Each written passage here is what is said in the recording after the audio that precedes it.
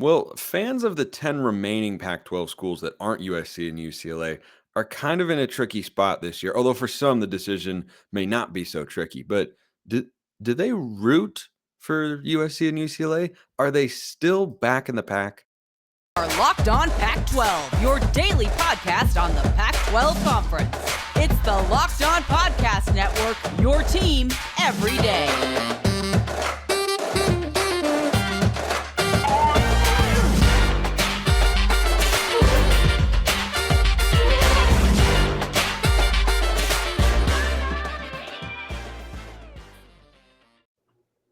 Welcome, everybody, to another episode of Locked On Pac-12. I'm your host, Spencer McLaughlin. Thank you so much for making this your first listen or your first view of the day, part of the Locked On Podcast Network, your team every day and your number one source to stay up to date with our media rights-free and beloved Conference of Champions. If you have not already, please like, comment, subscribe, rate, review wherever you listen to or watch this show, which today is brought to you by FanDuel Sportsbook, official sportsbook of Locked On. Make every moment more. Visit fanduel.com/lockedon today to get started. We have my man Richie Bradshaw of Locked On Sun Devils at RichieBrads36 on Twitter, Monday through Friday on YouTube and wherever you get your podcasts, just like this show and all of our shows here at the Locked On Network.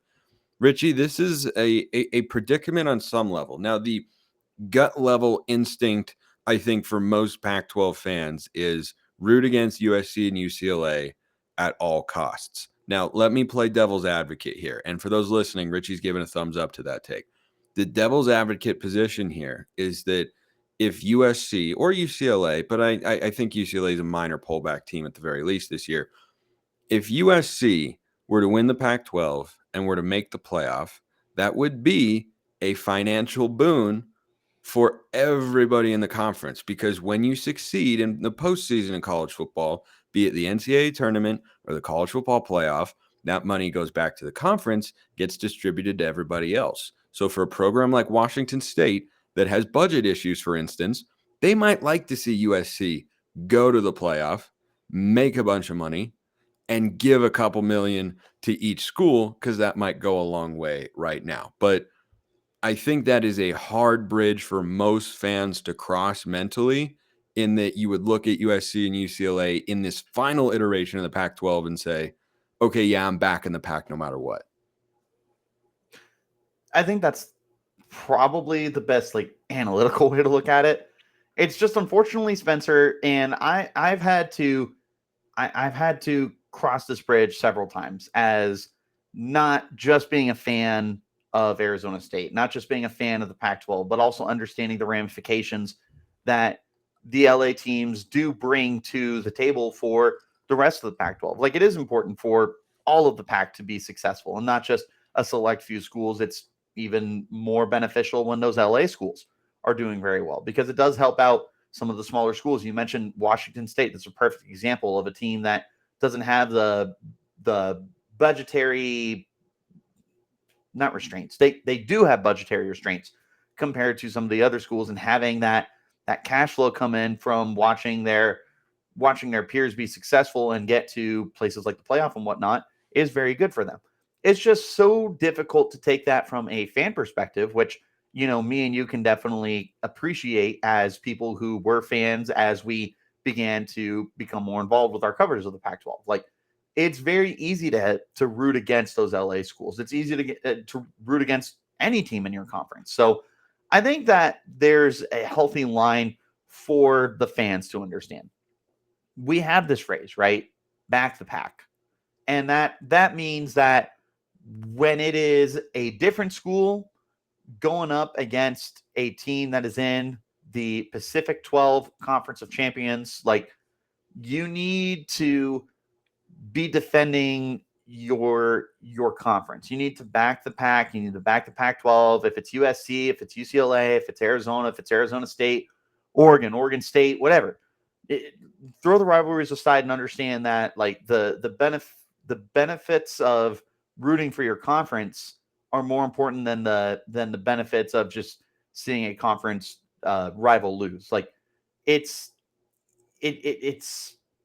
very unique in a perspective to take away the animosity that you have for other schools and understand that it's more important in the grand scheme of things for that school that is in your conference to win or be successful and whatnot.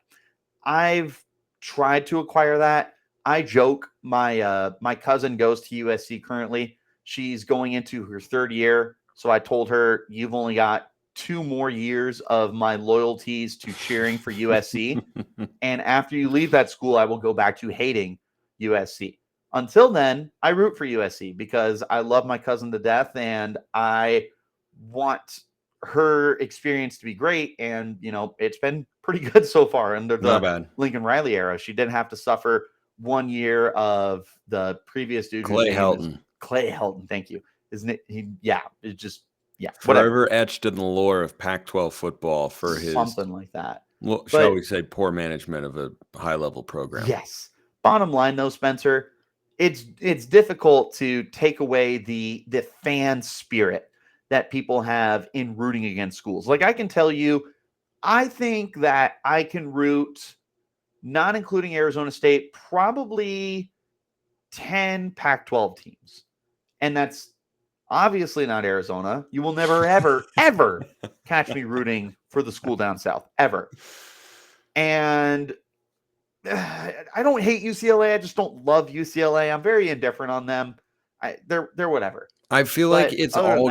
I feel like it's all been amplified with the Big Ten move. Like that. That's the lens that I'm viewing this through. Is that's the predicament I think that fans are going to be finding themselves in. Is on the one hand, if you have current Pac-12 brands, even if they're going to be in the Big Ten one day, if they have wildly successful seasons, but then a different school that is one of the 10 remainder schools ends up beating them, does that almost create an extra boon for the league going forward, right? I mean, the way that all of this is going to end up tying together with the perception of the conference, the strength of the league, what it can be going forward, I think it's fascinating when you tie in what USC and UCLA, mean to the league for this coming year.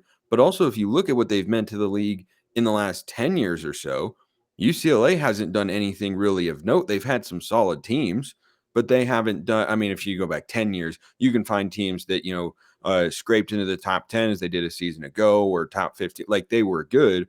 But USC has got, correct me if I'm wrong, 1 conference championship in the last 5 years or so. And that came in, or I think it was 2017. I'll double check that here real quick. But I think how all of that plays out in the minds of fans, it's kind of a tough push and pulls. It's like you want them to be good, but you don't want them to be so good that they're going to win the league. You want them to be good enough to make your wins look good. Yes. And again, this is just so complex for average sports fans to want to put this much effort into thinking about it. I think it's so much easier to just look at it from a very black and white perspective and be like, hey, I hate USC. I hope USC loses. And when it comes to college, especially, and college football, even more so, the way you have to root for games gets this scientific method kind of intense, where it's like, well, I do hate USC, but this week I'm going to be rooting for USC because if they beat Utah, then that means that ASU will have a better conference record compared to Utah and whatever. There's so many little aspects like that we already have to worry about that get involved when it comes to rooting for your team's positioning and whatever. But the really interesting thing that I really want to hammer home that you brought up, and I wanted to make sure that we brought this up especially, was the whole idea that they're going to be leaving after this year for the Big Ten. And they're leaving the Pac-12. And this is such an interesting perspective, because you can talk to Pac-12 fans who would say, F them, I'm not going to root for them. Kylo Ren screaming traitor at the top of his lungs is how a lot of people are going to look at USC and UCLA, and rightfully so. It's totally fair. Yeah. Completely, but at the same time, like you said, this could help catapult some of the other teams if you are able to pull off those wins. If USC is let's say a 2-loss regular season team, and one of those losses, just because it's me, was to Arizona State, that does a lot of great things for Arizona State. There's all sorts of different possibilities that come about with rooting for and rooting against the LA schools when they're staying in the conference, let alone now that they're leaving. It's such a powder keg of emotions that is just bound to explode once the end of August finally gets here, Spencer. And I can't wait to see how everything does end up shaking up here. Yeah, and just a quick tidbit to what I alluded to earlier. USC has won the Pac-12 once in the conference's existence, and so they'll have a chance to do that for the first time since 2017 when they had Sam Darnold. But Oregon's won it 4 times, Stanford 3, Washington and Utah 2 apiece. UCLA's made 2 appearances in the game, but they have not emerged as Pac-12 champs. So I think all that stuff gets fascinating. And if you think you have an idea of who can win the Pac-12 this year, go to FanDuel Sportsbook.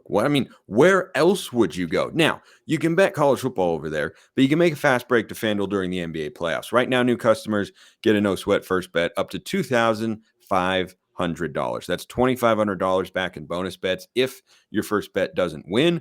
They've got great promotions every day. Safe, secure, super easy to use app with a great interface. You get paid instantly. There's no better place to bet all the playoff action than America's #1 sportsbook. Visit FanDuel.com/lockedon. Get that no sweat first bet up to $2,500. That's FanDuel.com/lockedon. FanDuel, official sports betting partner of the NBA. Okay, so last thing before we get into Arizona State's schedule and kind of what it shakes out as for Kenny Dillingham's first year. Gets a lot of home cooking in the early part of it. Is it problematic, you think, Richie, if USC or UCLA were to win the Pac-12 conference this year? Because I think I think having USC in that game would be great from a television standpoint, right? Because that's the other component to this. If USC and UCLA are good, when the lower level teams play them in the regular season, they're going to get more eyeballs on their program, which is something that everybody agrees, hey, you'd kind of like to have. So that's a factor. That's a factor to it as well. And if those teams are good, then it certainly helps your case on that particular front. But if USC, and they're the favorites, were to win the Pac-12, I think college football fans, at the very least in the country, would say, look at this league, and you're losing your champion and everything like that. I think it would cause a pretty negative spiral from a perception standpoint, and I think media people would probably jump on that train too.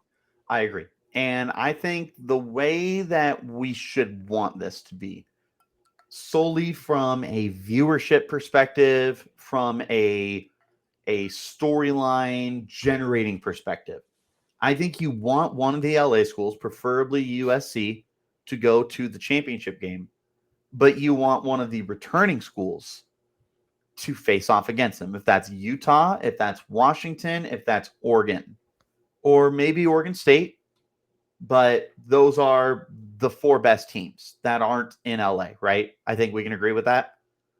If it's one of those 4 teams against one of the LA schools, I think that does a lot of really good publicity for you.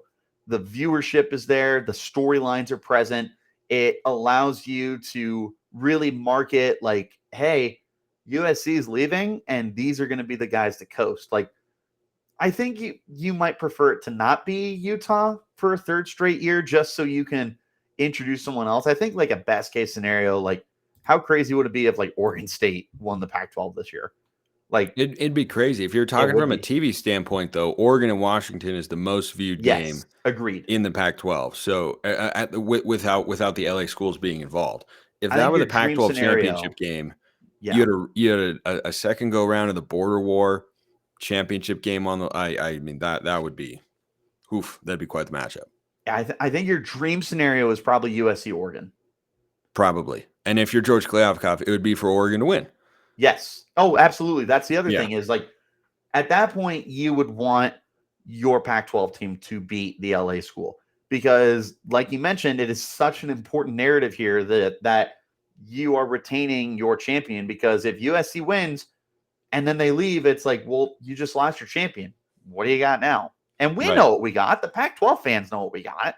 Right. But 80% of the country doesn't know and doesn't care. They're more concerned with, what's left. I completely agree. Let's pivot over to your Sun Devils here and run through their schedule, talk about the best and worst case scenario for them here. But biggest thing that jumps out to me, Richie, first 4 games in a row at home against Southern Utah, a game that hopefully I'll be on the radio call for in some capacity. If you didn't know, my name. If you didn't know, I work for Southern Utah and do play-by-play for them on a variety of mediums, but would love to be down in Tempe in August. Better be down in Tempe. Where else would you want to be in August but the desert, man? I mean, come on. That's prime time. But Southern Utah, Oklahoma State at home, Fresno State at home, USC at home. Those are your first 4 games. I think the good news there, you have 4 games at home. So Kenny Dillingham going to have a lot of opportunities to, put on a solid show or show signs of growth and encouragement. Activate the Valley in those first few weeks. And the second thing, you got 2 major opportunities to make a statement in there, and then 1 opportunity for what would be a really solid win. If you were to beat either Oklahoma State or USC, Oklahoma State being more likely, that's a major, big-time early statement from Kenny Dillingham of, hey, we just got here, and we are turning this ship around. 100%. I think that's the best way to look at this schedule opportunity. You've got 8 home games this year, Spencer. You're starting off the year with 4 straight home games, and not against low-level competition. Like outside of the Southern Utah game, you've got Oklahoma State, who is one of the most prominent teams in the Big 12. You've got Fresno State, who is somehow not in a Power 5 team yet, or Power 5 conference yet, but they're going to open the year as a ranked team. They were very good last year. You've got USC, the team with one of the 3 best head coaches in college football, one of the most talented quarterbacks we've seen in the last decade, and a roster that is primed to compete for the playoff. That's a lot of outstanding opportunity here to make some noise. And quite frankly, even if you don't win any of those 3 games I just listed, if you find a way to make them watchable, entertaining, and find a way to just generate conversation about ASU where it's like, man, ASU lost to USC 56-51, but wow, they looked really good. Like, that's what you're talking about, is just trying to get the most of those opportunities. They might not be wins. I've been very vocal about saying this. I've been saying this since Dillingham got hired. I still don't see myself changing anytime soon. I think this is a 4-win team right now. Not even so much because I'm doubting Dillingham, but because this is a tough schedule if you look at the entirety of the schedule, which is just going to be very, very difficult for Arizona State. You can see up on the graphic right now that we've got, if you guys are looking on YouTube, the ASU is at 4.5 wins for their over-under, and that's provided by FanDuel. Yeah, I've got the under. I think that's a really good line for them, but this is just a schedule full of opportunity for Arizona State. It might not always be wins, but if it's just chances where you look competitive against USC, you look competitive against Fresno State, you look competitive against Oregon, you look competitive against Utah, Washington, whatever. That's the biggest thing to take away from the Sun Devil schedule this year. Whether you win 2 games or 10 games, just make the most of your opportunities that are there. Yeah, and one thing that you've kind of de facto hinted at here, moral victories are going to be worth something. In year 1, absolutely. I'm normally not a moral victory guy, but in a first-year rebuild, you take them every single time you can. I totally agree. So after those 4 games, conference play begins with USC in week 4 on September 23rd. They then go at Cal and against Colorado. I could see them beating the Buffs. They did a season ago up in Boulder.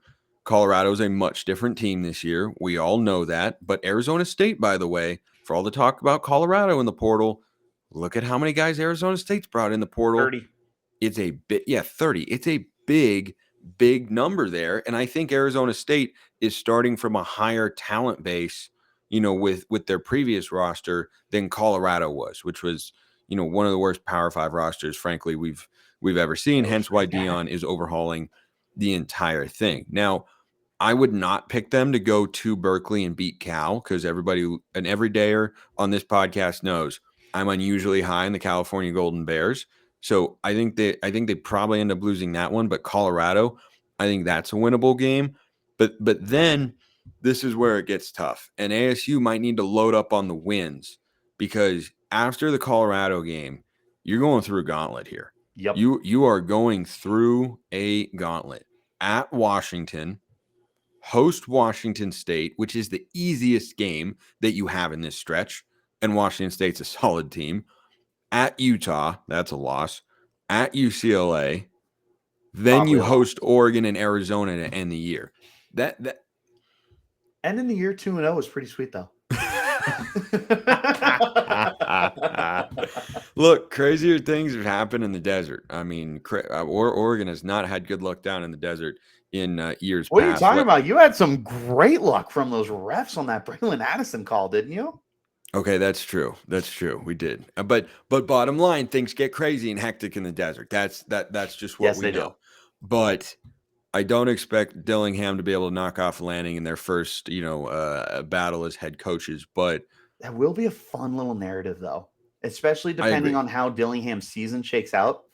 Like, little off topic. Imagine Dillingham finds his way to like 4 or 5 wins by the time Oregon comes around. Is more interesting. That's a great narrative to push. Of like, totally agree. Has Dillingham already proven that he was worthy of spreading his wings out from under like Lanning? Like that. We'll get there when we get there. We'll get there when we get there. Yeah. No, I completely agree with you, though. I think it's a compelling storyline depending on how Arizona State does prior to that game. But, in 2019, when they beat the Ducks, Oregon was, I think, 7-1, 8-1. And Arizona State was like 4-4, 5-4, 6. I think it was 9-1 and 6-4. It was a magical freshman Jaden Daniels that year. Yeah. He had a pretty good game. But so when you think about, 4.5 wins as their total, I agree that it's appropriate. Southern Utah, that's a win. If you go through and try to find winnable games, and by winnable, I don't mean guarantee, but you could reasonably foresee a world in which they win that game.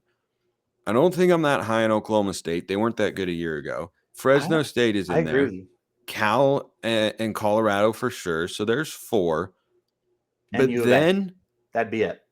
Yeah. I mean, Washington State, because they're at home, I'll give you a puncher's chance, but the Cougars are a better football team. Yes. I fully believe the Cougars are a better football team. Agreed. So that one's like half winnable. And then the other one may be Arizona.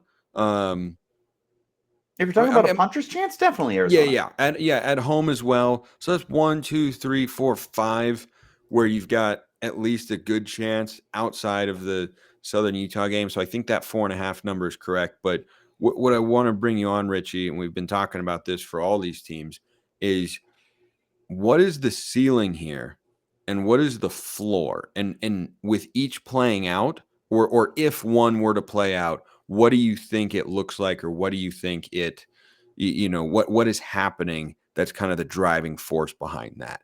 Real quick, my sense, I think absolute upper limit, 6 wins. I think lowest possible win total for ASU, I'd probably go with 3 like they had last year. I think 3 to 6 is their range, and I think 4 or 5 is more likely than 3 or 6.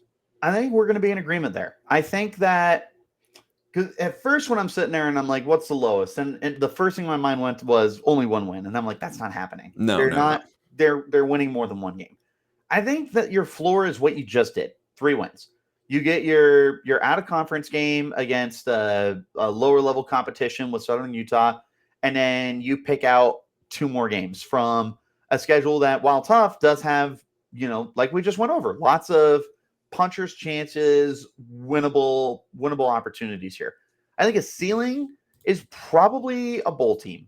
I think that 6-win margin, I think, so if I'm going like best case scenario here, running through real quick, I'll say you beat Southern Utah, Oklahoma State, Cal, Colorado, Arizona, and one other upset. I'll say Washington State because it's a home game. That's 6 wins right there. I don't think that's crazy. I think, but I will say this. I think you're closer to a 3-win team than you are a 6-win team right now. And I think it's definitively closer. I think that's fair. I think that's fair. No, I agree. Yeah. I agree that's fair. If they were to be a 3-win team, repeat what they did a season ago, what do you think is missing from the team, or what's kind of not clicking? My instinct would be quarterback is not as productive as the rest of the league because you got Drew Pine versus the best quarterback league in the country. God, that's a good question, Spencer, because you've got that's what they pay me for, to ask good questions. Options. This is very true. This is why you get the top dog money as the Locked On Pac-12 host. There's going to be a quarterback battle for the whole year, Spencer. I don't care who the week 1 starter is. I don't care if it's Pine, Bourget, Rashada, Conover.